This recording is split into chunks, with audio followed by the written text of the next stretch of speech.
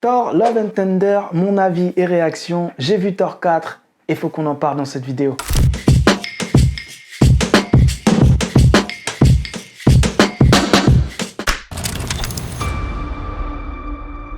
Les enfants, sortez le popcorn et laissez-moi vous conter l'histoire du viking de l'espace, Thor Odinson. Ce n'était pas un homme ordinaire, c'était un dieu. Après avoir sauvé la Terre pour la 500e fois, Thor s'est embarqué dans un nouveau voyage. Il s'est remis en forme, il a perdu son ventre et retrouvé son corps de dieu. Et après tout ça, Mjolnir, il est finalement redevenu le seul et unique Thor. Oh, j'ai parlé trop vite. Jane. Taika Waititi et Kevin Feige ont encore frappé, un nouveau film vient de faire son entrée dans l'univers du MCU.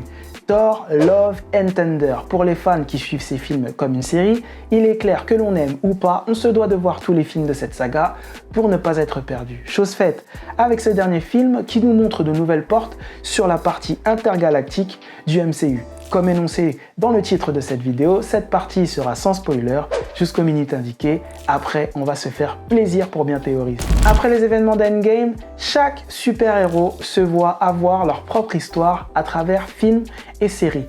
Tout le monde se souviendra de la dernière apparition de Thor à la fin du film Endgame lorsqu'il s'autoproclame chef des Gardiens de la Galaxie face à Star-Lord. Thor n'a pas réellement de leitmotiv, mais il se voit tout de même protéger l'univers avec les Gardiens de la Galaxie. Comme on a pu le voir dans les différents trailers, Thor affronte Gorr, le boucher des dieux, et donne l'occasion de retrouver certains personnages comme Valkyrie, mais surtout Jane Foster, devenue Mighty Thor.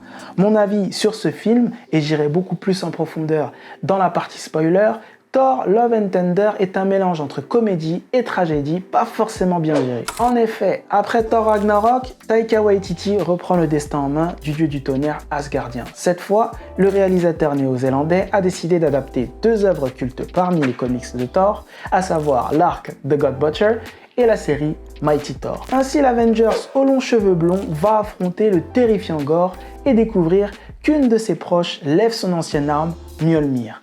Pour ce qui est du film en général, je m'attendais déjà à voir un film dans la lignée de Thor Ragnarok, mais ce qui m'a rassuré, c'est que ça a été complètement différent. Ambiance pop, rock, électrique, je dirais même stylisé dans son ensemble, j'ai apprécié les chorégraphies de combat du Marvel dans toute sa splendeur. Le film est en réalité une comédie d'action romantique.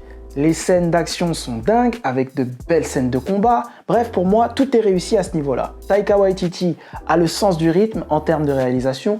Il sait mettre en pause l'action avant de la relancer. Il sait créer des moments forts et riches en émotions. Par exemple, le regard de Jane Foster à Thor était très intéressant à vivre. Ce passage rend le moment très puissant. Ces quelques secondes apportent un énorme lot d'émotions. Mais malgré cela, j'ai trouvé le Thor Love and Thunder en dessous d'un Thor Ragnarok. C'est vrai, généralement je suis bon public, mais malgré ça j'ai rigolé que 2 ou 3 fois durant ce film. On avait cette impression que Taika Waititi était en conflit avec lui-même, voulant surtout faire de la tragédie, mais qu'il se sentait obligé de faire de l'humour. Bref, cela ne reste que mon avis, mais rentrons dans le vif du sujet et passons à la partie spoiler. On le sait, Thor dans ce film est un vagabond sans but, comme beaucoup de cliffhangers. Dans les films Marvel, l'intrigue qui avait été mise en place est assez rapidement abandonnée car sa quête a été complètement oubliée quand il est revenu sur Terre. Là, s'ensuit pour moi une facilité scénaristique qui donne raison aux gardiens et à Thor de se séparer. Là en théorie, sûrement pour que chacun aille dans leur film respectif, cette excuse de cette séparation a été trop simple pour moi, mais bref, passons. Teasé dans le trailer, la menace dans ce film est Gorr, le boucher des dieux. Sa mission est de tuer les dieux. En effet, après avoir été déçu que son dieu n'ait pas répondu à son appel pour lui venir en aide concernant sa fille qui a succombé à sa maladie, il finit par avoir cet esprit de vengeance et va menacer la colonie asgardienne qui s'est installée sur Terre après la destruction d'Asgard. Son objectif est de récupérer l'arme de Thor pour en faire une clé qui donne la vie éternelle. Ce que j'ai trouvé dommage, c'est qu'on aurait pu montrer toute sa puissance pour tuer les dieux. Effectivement, en tout et pour tout, il ne tue qu'un seul dieu, même si les autres ne sont pas montrés. C'est dommage. Jane Foster a pour le coup, elle, le droit à une belle évolution de personnage, un rebondissement intéressant dans ce film après que Thor revienne sur Terre. Comme énoncé dans le début de cette vidéo, il y a beaucoup de blagues dans ce film, pas de souci. Celle qui est vraiment drôle pour moi est celle où on aperçoit une paire de chèvres magiques à brailler au hasard, c'était incroyable. Je pense que cette intrigue aurait dû nous montrer un développement de comédie romantique super puissant entre Jane Foster et Thor, et comme son nom l'indique, le film s'appelle Love and Thunder, mais j'ai l'impression d'avoir eu un peu des deux. J'aurais aimé avoir un peu plus de développement de personnages à ce niveau-là, mais hélas, je suis resté sur ma faim et je sais, en 1h59 de film, je comprends que ce ne soit pas possible. Entre-temps, quand on avance dans l'intrigue, Thor et Jane font équipe avec le roi Valkyrie et Korg, joué d'ailleurs par Taika Waititi. Ensemble, ils se dirigent vers l'espace pour arrêter le plan diabolique de Gorr et le tuer une bonne fois pour toutes. Pareil, là j'aurais aimé avoir un peu plus de Valkyrie. Elle est là, mais pas assez. Vu qu'elle se blesse pour ne pas pouvoir se battre avec l'équipe à la fin du film, je me demande réellement à quoi elle a servi. Au final, je ne sais pas. Dans son ensemble, Thor Love and Thunder est un bon film qui aurait mérité un peu plus de développement de personnage.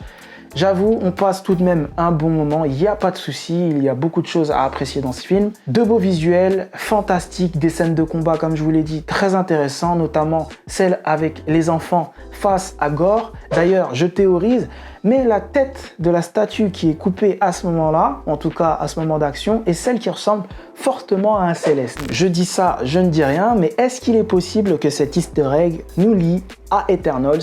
À voir. Au final, j'ai l'impression d'avoir cet a priori d'un bon film Thor, certes, mais j'ai l'impression de ne pas en apprendre davantage sur le personnage, car on l'a toujours connu comme ça, et c'est cette impression d'avoir eu du déjà vu. Qui sait, peut-être que cela installe quelque chose d'intéressant pour une suite possible avec Hercule teasé dans la scène post-générique et Jane Foster avec Heimdall au Valhalla. Dites-moi vous ce que vous en pensez en commentaire et quelles sont vos théories pour la suite de Thor. C'est intéressant de voir ce qui va se passer dans le MCU. En attendant, j'attends avec impatience le prochain film Black Panther Wakanda Forever. J'ai super hâte de le voir. J'espère que tout cela nous mènera à un excellent Avengers 5. Il est temps pour moi de mettre fin à cette vidéo. Prenez bien soin de vous. Bien évidemment, n'hésitez pas à liker, à partager et à vous abonner. Et dites aux personnes qui vous sont chères que vous les aimez, car c'est toujours important. À très bientôt. Peace.